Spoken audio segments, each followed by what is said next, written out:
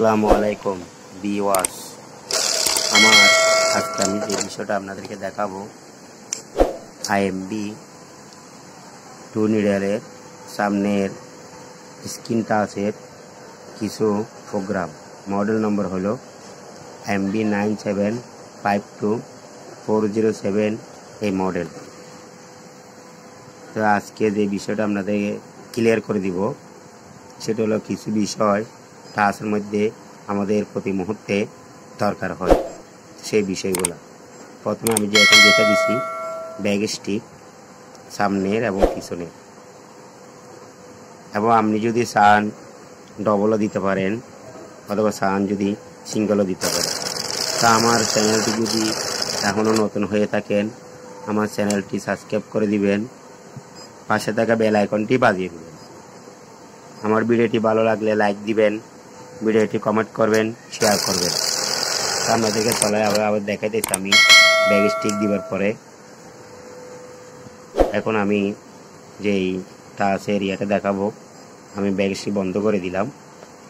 বন্ধ করে দেওয়ার পরে এখন যে জিনিসটা দেখাইতেছে সেটা হলো স্টিচ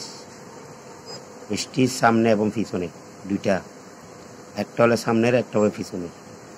দুটা স্টিচ এখানে প্লাস মাইনাস করা যায়, সেই স্টিচগুলো প্লাস মাইনাস করে সেভ করে দিবেন। এখন আপনাদেরকে চলে অ্যাঙ্গুলারে কাজ করবে এই মেশিন। তো দেখেন কিভাবে আমি চলাই আপনাদেরকে দেখাতেছি। সামনে পিছনে ব্যাগ স্টিকের স্টিচটা ভাগ এবং ঘন অথবা পাতলা করা যায়।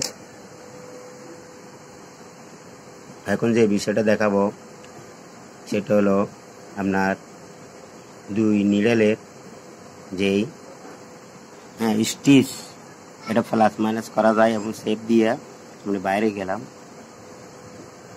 বাইরে এখন যেটা দেখাবো সেটা হলো স্পিড চাইলে আপনি প্লাস মাইনাস করতে পারবেন। তো এখানে আরও কম আছে, আমি প্লাস করি 2500 স্পিড করে দিয়ে সেভ দিব। প্রত্যেকটা জিনিসে আপনার বাড়ান কমান আছে, প্লাস মাইনাস দিবার পরে আপনি সেভ দিবেন। তাহলে এই সময় অডিয়েন্স আমার এই ভিডিওটা শেষ পর্যন্ত দেখবেন, টানবেন না। তো এখন যেই বাটনগুলো স্ক্রিনটা আছে বাটনগুলো চাপ দিলাম, সেটা হলো কতটুকু আসি দোনো মতো ব্যাগ স্টিক দিয়ে আপনি উঠে যাবেন।